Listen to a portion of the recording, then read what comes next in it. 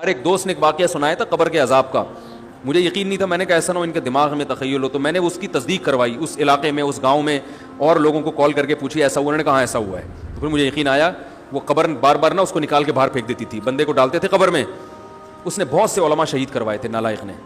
اس کا جرم یہ تھا کہ وہ مخبریاں کر کر کے نا علماء کو قتل کرواتا تھا. اس مخبر کے ساتھ ایسا ہوا اس گاؤں میں جب اس کو دفنایا ہے. تو چلیں اب بات آئی گئی ہے تو پورا واقعہ سنا دوں. تو وہ جنہوں نے دفنایا نا, وہ ان سے میرا بھی تعلق تھا, میرے بیان سنتے تھے. تو مجھے آ کے انہوں نے واقعہ سنایا کہ ایسا کوئی مخبر تھا جو علماء کو شہید کرواتا تھا مخبریاں کر کر کے.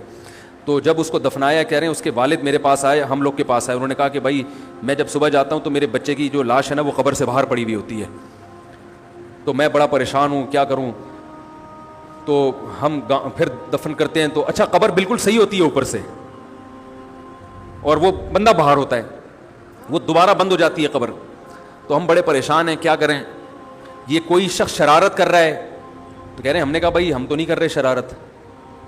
کہا تو اگر دوسرا ہم شرارت کوئی کر بھی رہا ہوتا تو قبر کو کھودی بھی تو ہونا.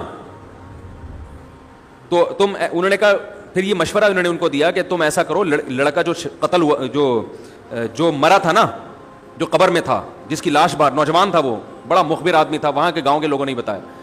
تو اس کی لاش جب باہر پڑی ہوتی تو باپ اور بھائی کو لوگوں نے مشورہ دیا اس لڑکے کے کہ تم لوگ رات کو قبرستان میں جا کے بیٹھ جاؤ, پہرا دو کہ کون آتا ہے نکال کے جاتا ہے اور قبر کو پیک کر کے چلا جاتا ہے. تو وہ صاحب مجھے بتا رہے تھے کہ اگلے دن وہ چیختے ہوئے آئے ہیں, چیختے ہوئے, باپ اور بھائی جو ہے نا.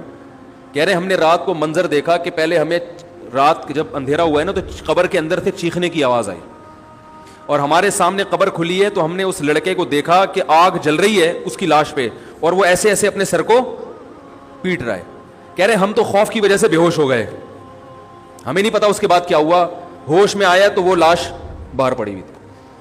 تو میں نے کہا یار پھینکو بھی دنیا میں کم نہیں ہوتے. تو میں نے پھر تصدیق کے لیے ایک دو لوگوں سے رابطہ کیا, انہوں نے بتایا کہ ایسا ہوا ہے ہمارے ساتھ. تو یہ جو ترکی کا جو تھا نا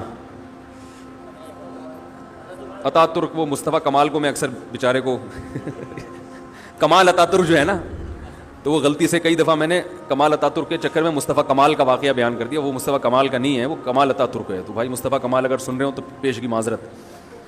تو کمال اتا ترک کا بھی یہی ہوا ہے, مسلمانوں کا قاتل تھا, علماء کا قاتل تھا. ترکی سے خلافت اسلامیہ کو اس نے ختم کر دیا.